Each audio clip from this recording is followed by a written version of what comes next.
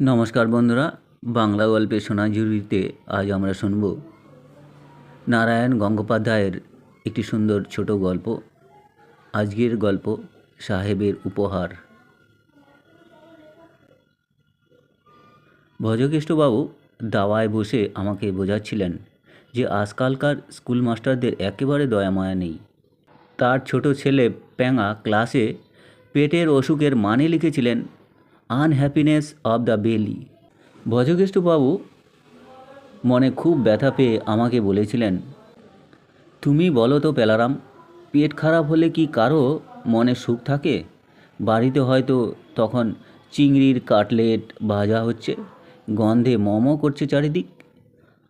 আর যার পেটের অসুখ সে হয়তো বসে বসে বার্লির জল খাচ্ছে। তখন কি আর তার হ্যাপিনেস থাকে? আর ওই যে কি একটা শব্দ, মানে ডায়রিয়া কি যেন, ওটা লিখতে এই আমারই 3 কলম ভেঙে যায়। এইটুকু পুচকে প্যাঙা কেমন করে ওই কটকটে বানান লিখবে বলো দেখি। ডায়রিয়া বানান আমার কাছে বিভীষিকা। লিখতে বসলেই পেট গড়গড় করে ওঠে। আমি খুব জোরে জোরে মাথা নেড়ে বলতে যাচ্ছি, আগে ঠিকই তো। এমন সময় একটা কাণ্ড হয়ে গেল। ভজকেষ্টবাবুর নতুন হিন্দুস্তানি চাকর যমুনা, যেমন তার চেহারা জমের মতো আর মস্ত কালো, একটা থলে করে বাজার নিয়ে এলো। আর দেখা গেল থলের মুখে উকি দিচ্ছে একটা কুমড়োর ফালি। দেখেই ভজকৃষ্ণবাবু মোড়া থেকে লাফিয়ে উঠলেন। তার হুকোটা উল্টে গেল, আর তা থেকে বকবক করে খানিক লালচে ময়লা জল বেরিয়ে আমার পুজোর নতুন স্যান্ডেলটাকে ভিজিয়ে দিল। ভজকৃষ্ণবাবু চিৎকার করে বললেন, এই যমুনা, তুম কাহে কুমড়ো আনা হয়?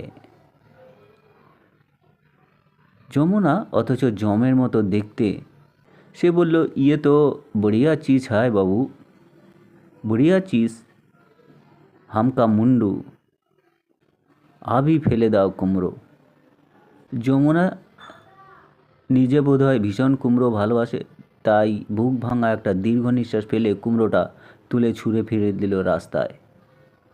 দুটো ছাগল কাছেই ছিল, তারা একেবারে মারমার করে কুমড়োর উপর এসে পড়ল। 2-3 মিনিটের মধ্যে কুমড়ো সাফ। তারপরে চোখ গোল গোল করে যেভাবে তাকাতে লাগলো, তাতে মনে হলো জমের মতো যমুনাকে সামনে পেল তাকেও তারা সাবার করে দিত। যমুনা বাড়ির ভেতরে চলে গিয়েছিল। ছাগল দুটো খুব বেজার হয়ে রাস্তা থেকে জুতোর শোল কিংবা শুকনো পাতা কিংবা পেরেক ঠেরেক যা হোক কিছু কুড়িয়ে কুড়িয়ে চিবুতে লাগলো। আর আমি ভজকেষ্টবাবুকে জিজ্ঞাসা করলুম, কুমড়ো দেখে আপনি অত চটে গেলেন কেন? চিংড়ি মাছ টাছ দিয়ে খেতে তো খুব খারাপ লাগে না? খারাপ লাগবে কেন? ভজকেষ্টবাবুর মুখ করুণ হয়ে উঠল। আমিও তো কুমড়ো খেতে খুবই ভালোবাসতুম। কেউ কুমড়োর ছোকা খাওয়াবে বললে আমি 2 মাইল হেঁটে যেতে রাজি ছিলাম। কিন্তু এক মিলিটারি সাহেব। ভজকেষ্ট এবার ফোঁস করে 3টে নিঃশ্বাস ফেললেন। সে মর্মবেদী কাহিনী। তখন আসামে খুব যুদ্ধ হচ্ছে বুঝলে, ওই মণিপুর টনিপুরের দিকে। আমি সে সময় যাচ্ছি ডিব্রুগড়ে। আমার বড় মেয়ে ফুটকি ওখানেই থাকে কি না, তাকে দেখতে যাচ্ছি। সঙ্গে নিয়েছি নতুন গুড়ের পাটালি। পুটকি পাটালি খেতে খুবই ভালোবাসে। পাণ্ডু থেকে রেলে উঠেছি, আর বরাত জোরে পেয়ে গেছি একটা ছোট্ট কামরা। বেশ শীত পড়েছে। বালাপোষ জড়িয়ে আরাম করে বসে আছি আর ভাবছি পুটকি খাওয়া দাওয়ায় খুব ভালো। আর আমি এই যে নলেন গুড়ের পাটালি নিয়ে যাচ্ছি, এ দিয়ে নিশ্চয়ই রোজ পায়েস তৈরি করবে। দিন 7 থাকবো, আর এরই মধ্যে শরীর বেশ তাগড়া হয়ে উঠবে। ঠিক এমন সময় স্টেশন থেকে এক মিলিটারি সাহেব এসে ঢুকলো। হুকোর মতো মুখ, কাঁধে একটা পেল্লাই খাকি ঝোলা। এসে কিছুক্ষণ পিটপিট করে আমার দিকে তাকালো। আমার কেমন খটকা লাগলো। মারধর করবি না তো? কে জানে, মিলিটারিদের তো কোনো বিশ্বাস নেই। ভাবছি পরের স্টেশনেই গাড়ি বদলাবো। এমন সময় সাহেবটা আমায় জিজ্ঞাসা করলো, কাহা যায়গা বাবু? ভয়ে ভয়ে বললুম, ডিব্রুগড়। ডিব্রুগড়? Very good. আমি ডিব্রুগড় যাব। তাতে ওর ভেরি গুড বলার মানে কি? গাড়ি তখনও ছাড়েনি। একটা ফেরিওয়ালা কাচের বাক্স করে রসগোল্লা বিক্রি করছে। সাহেব ফস করে আমায় জিজ্ঞাসা করলো, ওই বাক্স মে ফুড? আমি বললুম, হ্যাঁ সাহেব, food. Uh, I am very hungry. এই বলে সাহেবটা ফেরিওয়ালাকে ডাকলো, এই ম্যান ইধার আও। ফেরিওয়ালা বাক্স নামালো। সাহেব খাবার দেখিয়ে আমায় ফের জিজ্ঞাসা করলো, হুইচ ফুড গুড বাবু? মানে কোন খাবারটা ভালো? আমি বাঙালি, বুঝতেই তো পারো। রসগোল্লার নামে আমার বুক দুহাত ফুলে যায়। তাই বললুম রসগোল্লা। সাহেব খুশি হয়ে 4টে বড় বড় রসগোল্লা কিনে ফেলল। তারপর ফেরিওয়ালা যেতে না যেতেই 2টো রসগোল্লা গালে দিল। চোখ বুজে বলতে যাচ্ছে গ্র্যান্ড, তার আগেই মাই গুড, হোয়াট, তিরিং করে লাফিয়ে উঠল। হাউমাউ করে বলল, ইওর রসগোল্লা বাইটিং।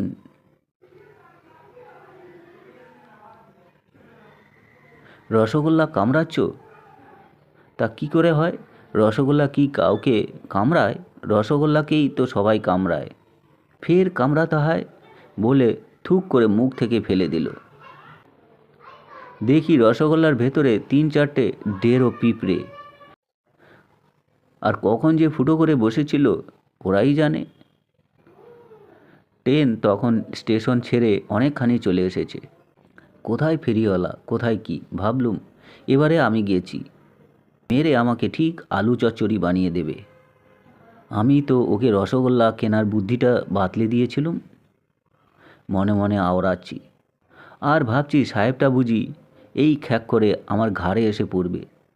কিন্তু কিছুই করলেন না, শুধু কিছুক্ষণ হুকোর মতো মুখখানাকে গড়গড়ার মতো করে বসে রইল। তারপর সাহেবটা গাড়ির তালে তালে দুলে দুলে খালি বলতে লাগলো, Indian sweet bites, Indian sweet bite, very bad, very bad. শুনে শুনে আমার যেন বিচ্ছিরি লাগলো, তেমনি রাগও হচ্ছিল। আমরা বাঙালি, সব সইতে পারি, ভেতো কাপুরুষ যা বলে বলুক, কিচ্ছুটি গায়ে লাগে না। কিন্তু মিঠাইয়ের নিন্দে করলে জাতির অপমান হয়ে যায়। ইচ্ছে করলো সাহেবটাকে নিয়ে একেবারে দাড়ি ঘোষ কিংবা ভীমনাগের দোকানে বসিয়ে দিয়ে সুইট কাকে বলে বুঝিয়ে দিই। কিন্তু আমাদের সেই চলতি গাড়িতে আমি আর কেসি দাসের রসগোল্লাই বা পাচ্ছি কোথায়? আমারও রাগ হলো। বললুম, ইন্ডিয়ান সুইটের তুমি কি জানো সাহেব? আমার কাছে যে চিজ আছে তা যদি তুমি একটা খাও তাহলে বাংলাদেশের খেজুর গাছতলায় তুমি রাত দিন গিয়ে বসে থাকবে। সাহেব বলল, হোয়াটস? আমি ঝা করে মস্ত হাঁড়িটা খুলে একখানা পাটালি গুড় বের করে তাকে দিলুম। বললুম, এইটে খেয়ে দেখো। পাটালির দিকে জুলজুল করে তাকাতে লাগলো সাহেব। Indian chocolate? হ্যাঁ, Indian chocolate. It not bite, you bite it. মানে এ কামড়ায় না, তুমি একে কামড়াতে পারো। সাহেব পাটালি নিয়ে খানিকটা কী যেন ভাবলো। এরপর দিল এক কামড়, তারপর আরেক কামড়, তারপর তোমায় আর কি বলবো, পেলারাম হঠাৎ ছুটে এসে আমায় জাপটে ধরল আর আমার হাত ধরে সেই চলতি গাড়ির মধ্যে নাচতে আরম্ভ করলো। যত বলি ছাড়ো ছাড়ো আমায়, ছাড়ো আমায়, সে কি আর ছাড়ে। পাক্কা 10 মিনিট নিজে নাচলো, আমাকেও নাচালো। আমার তখন কোমর টনটন করছে, মাথা বনবন করছে। যখন ছাড়লো তখন আমি প্রায় ভিড়মি খেয়ে গেলুম। এর মধ্যে সাহেব পাটালিখানা বেমালুম সাবড়াচ্ছে। বলল, ওহ, কী জিনিস খাওয়ালে, জীবনে এমনটি আর কোনো দিন খাইনি। আর আছে? দিলুম আর একখানা। দেখে বলল, ফুল ওয়ান হাঁড়ি, মানে একখানা হাঁড়ি? বললুম, হ্যাঁ, ফুল ওয়ান হাঁড়ি। আমার মেয়ে ফুটকির জন্য নিয়ে যাচ্ছি। আই ডোন্ট নো ফুটকি, সেমিকলন। এই হাঁড়িটা আমি নেব, তুমি আমাকে এটা প্রজেক্ট করো। এই সেরেছে। পুরো 10 সের নলেন পাটালি 25 টাকা দিয়ে নিয়েছিলাম। ইন্ডিয়ান সুইটের বড়াই দেখতে গিয়ে আচ্ছা ফ্যাচাঙেই তো পড়েছি। আমি কাতর হয়ে বললুম, দু একখানা নিতে চাও তো নাও, কিন্তু মাই ডটার, মানে আমার মেয়ে ফুটকি, নো সেমিকলন। এ হাঁড়ি আমায় দিতেই হবে। পড়েছে মিলিটারির পাল্লায়, আর এমনি না দিলে তো সে কেড়ে নেবে। সত্যি বলতে কি, আমার কান্না পেল। আমার মুখ দেখে বোধহয় সাহেবের খুবই দয়া হলো। বলল, মন খারাপ করো না বাপু, এমনি নেব না, এর বদলে কিছু প্রজেক্ট করব তোমাকে। কি প্রজেক্ট করবে? আমি নড়ে উঠলাম। আমার মামাতো ভাইয়ের ছেলে ভ্যাবলা এক মিলিটারি সাহেবকে ভজিয়ে একটা কামরা বাগিয়েছে। আমারও আশা হলো নিঘাত দাও মারবো একটা। সাহেব বললে, আমার হাতের এই ঘড়িটা দেখছো? $200 দাম। পছন্দ হয়? সোনার ঘড়ি, কি তার জেল্লা। আমার বুকের ভেতরটা হাকুপাকু করে উঠল। বললুম, আলবাত, খুব পছন্দ হচ্ছে। সাহেব আস্তে আস্তে মাথা নাড়ল। আমার এই আংটিটা দেখেছো? দেখেছি, হিরে বসানো আছে, $1000 দাম। পছন্দ হয়? 25 টাকার গুড়ের বদলে $1000। আমি অজ্ঞান হতে হতে সামলে গেলুম। বলতে গেলে 3 বার খাবি খেয়ে বললুম, খুবই পছন্দ হয় সাহেব, তুমি ওটাই দাও আমাকে। সাহেব আংটিটা খুলতে যাচ্ছিল, কিন্তু কি ভেবে থেমে গেল আবার। বলল, ও না না, তোমার সুইটকে এত সামান্য দাম আমি দিতে পারি না, অপমান করা হয়। তারপর অনেকক্ষণ ধরে ভাবল, একটা মস্ত বড় নিঃশ্বাস ফেলল। বললে, না, এসব নয়। তোমাকে আমি এমন এক জিনিস দেবো যা পৃথিবীতে আমার সবচেয়ে প্রিয়। পেলে আমি সব ভুলে যাই, যা আমার চোখের আলো, মনের আশা, মুখের ভালোবাসা, বুকের মালা, তাই আমি তোমায় দিয়ে যাব। দিতে প্রাণ আমার চাইছে না, কিন্তু তোমার এই ইন্ডিয়ান সুইটসের বদলে এছাড়া আমি কী বা দিতে পারি? এই বলে কিছুক্ষণ কেমন ভাবুক ভাবুক হয়ে বসে রইল, যেন কেঁদে ফেলবে এমনি মনে হলো আমার। গাড়ি তখন একটা বড় স্টেশনে এসে থেমেছে। সাহেব উঠে দাঁড়ালো। কাঁধের মস্ত ভারী খাকি ঝোলাটা আমার হাতে দিয়ে বলল, নাও, এর মধ্যে যে জিনিস আছে এর তুলনা নেই। এর মতো প্রিয় আমার আর কিছুই নেই। অনেক আশা করে জোগাড় করছিলুম, আবার কবে পাবো কে জানে। যাই হোক, তোমার ইন্ডিয়ান চকলেটের বদলে এই সামান্য উপহার তোমায় দিলুম। আমায় মনে রেখো, বাই বাই। এই বলেই আমার পাটালি গুড়ের হাঁড়িটা তুলে নিয়ে ট্রেন থেকে নেমে গেল। যুদ্ধের সময় স্টেশন ভর্তি মিলিটারি ঘুরছে, কোথায় যে মিলিয়ে গেল কে জানে। এই মস্ত বড় ঝোলাটা কোলে নিয়ে বসে রইলাম আমি কিছুক্ষণ। বুকের ভেতর হাকুর পাকুর চলছে। কি দিয়ে গেল কে জানে সংসারে ওর চেয়ে সবচেয়ে প্রিয় জিনিস। চোখের আলো, বুকের মালা, কত কি বলল। হয়তো $1,00,000 হিরে মতেই হবে। ট্রেন ছাড়লে কাঁপতে কাঁপতে আমি থলেতে হাত দিলুম। বেশ বড় গোল মতো কি একটা জিনিস। দেখলুম বেশ যত্ন করে খবরের কাগজ দিয়ে জড়ানো।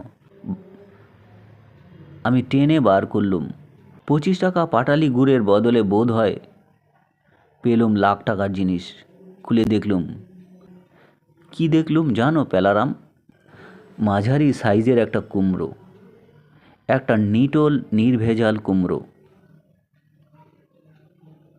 এই তাহলে ওর চোখের আলো, মুখের আলো। 6 আনা দামের একটা কুমড়ো গছিয়ে আমার 25 টাকার পাটালি গুড় মেরে দিল।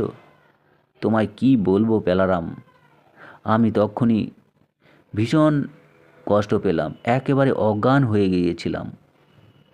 ভজকেষ্টবাবু থামলেন, করুণ গলায় বললেন, জানো পেলারাম, সেই থেকে আমি কুমড়ো ছুঁই না, কুমড়ো দেখিও না। তো বন্ধুরা, এই ছিল নারায়ণ গঙ্গোপাধ্যায়ের একটি সুন্দর মজার গল্প পাঠ ভালো লাগলে চ্যানেলটির সঙ্গে থেকে সাবস্ক্রাইব করবেন। সকলে ভালো থাকবেন, ধন্যবাদ।